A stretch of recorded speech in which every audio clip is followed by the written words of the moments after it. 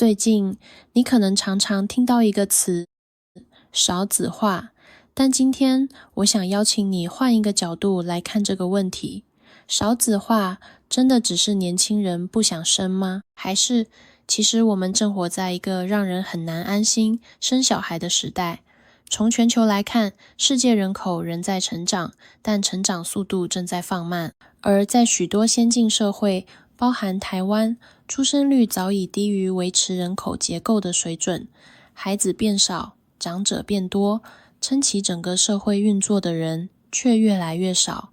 这不只是人口问题，而是一个生活结构的警讯。很多人会说，是不是现在年轻人太自私了？但如果你真的去听他们的声音，答案往往不是不想生，而是不敢生。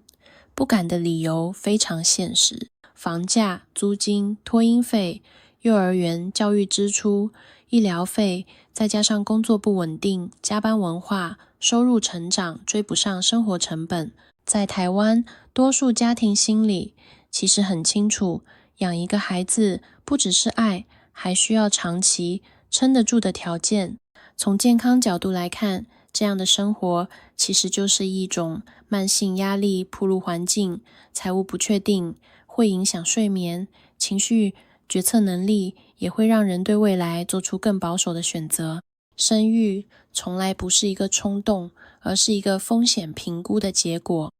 再来，我们谈一个关键却常被忽略的问题：照顾系统。现在的父母往往同时是工作者、育儿者，也可能是照顾父母的一代。当托育资源不足，家庭支持薄弱，生一个孩子就等于同时启动一场长期体力与心理耐力赛。这不是不努力，而是系统负荷已经超过个人承担范围。说到这里，很多人会问，政府不是有做少子化政策吗？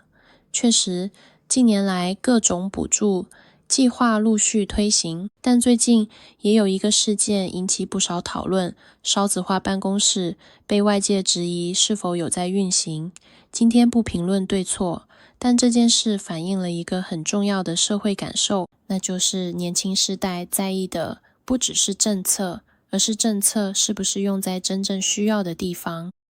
当人们看到资源使用与实际生活痛点之间出现落差，对制度的信任感就会下降，而信任感恰恰是影响生育决策的关键因素之一。因为生孩子意味着你必须相信，这个社会在未来20年、30年会接得住你。短期补助可以减轻一点压力，但真正影响生育选择的，从来不是一次性的金钱，而是整体生活环境是否友善，工作是否稳定，居住是否可负担，托育是否可预期，父母是否不必成为完美超人。我们也必须面对另一个现实，少子化会直接影响未来的医疗、照护与退休制度。从医学角度来看，我们活得更久，但也需要更久的健康支持。如果制度仍停留在过去的假设，压力就会不断往下一代累积。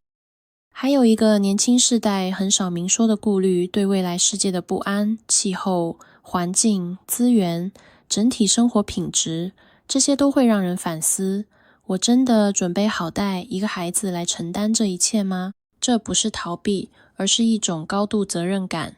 所以少子化真正抛给我们的问题，从来不是要不要生多一点，而是我们是否正在打造一个让人敢规划未来的社会，一个让人生育、工作、老去都不必靠硬撑的社会。最后，我想邀请你一起思考，如果你正站在人生选择的十字路口，你最担心的是什么？欢迎在底下留言分享你的看法。如果你觉得今天的内容值得被更多人听见，请按赞、订阅、分享。我们下次再一起用更冷静也更人性的角度理解这个世界。